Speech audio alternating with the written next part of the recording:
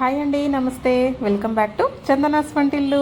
ఇవాటి మన వీడియోలో సింపుల్గా లెమన్ రైస్ ఎలా ప్రిపేర్ చేసుకోవాలో చూసేద్దామండి. ప్యూర్గా లెమన్ రైస్ అండి, ఓన్లీ లెమన్తోనే మనం చేసుకునేలాగా చెప్పేస్తాను. మీరు కూడా ట్రై చేసి ఎలా వచ్చిందో తప్పకుండా కామెంట్ చేయండి. ఇప్పుడైతే ప్రొసీజర్ చూసేద్దాము. ముందుగా ఒక ప్యాన్ తీసుకొని ఇందులోకి ఆయిల్ వేసుకోవాలండి. ఆయిల్ ఒక 3 to 4 టేబుల్ స్పూన్స్ వేసుకోండి. ఆయిల్ కాస్త హీట్ అవ్వాలి. ఆయిల్ కొంచెం హీట్ అయిన తర్వాత కొంచెం ఆవాలు వేసుకోండి. అదేవిధంగా కొంచెం జీలకర్ర వేసుకోండి, ఒక 1/2 టేబుల్ స్పూన్. తర్వాత ఇందులోకి పచ్చిశనగపప్పు, మినప్పప్పు ఒక్కొక్క టేబుల్ స్పూన్ వేసుకోండి.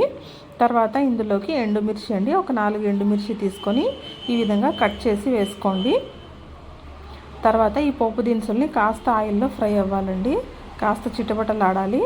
అంతవరకు కాస్త ఒక 2 మినిట్స్ పాటు వేగించిన తర్వాత ఇందులోకి పచ్చిమిర్చి వేసుకోండి. మీ కారానికి తగ్గట్టుగా చూసి వేసుకోండి. నేను ఇక్కడ ఒక 8 పచ్చిమిర్చి తీసుకున్నానండి. వీటిని ఈ విధంగా పొడవు చీలికలుగా కట్ చేసుకొని వేసుకోండి. ఆయిల్లో పచ్చిమిర్చి బాగా ఫ్రై అయితే మనకు కారం ఉండదండి. ఈలోగా మనం లెమన్ జ్యూస్ తీసి పెట్టుకుందాము.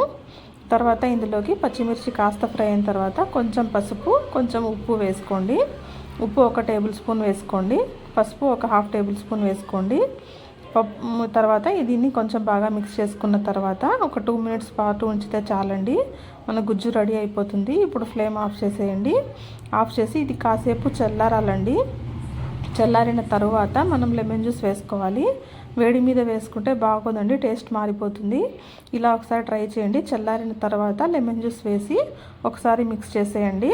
తర్వాత దీంట్లోకి మనకు ఎంత గుజ్జు అయితే కావాలో పక్కన తీసి పెట్టేసుకుని ఇందులోకి రైస్ వేసుకోవాలండి. రైస్ కూడా మనం చల్లారిన తర్వాతనే ఇలా కలుపుకుంటే బాగుంటుందండి, వేడి రైస్ కాకుండా.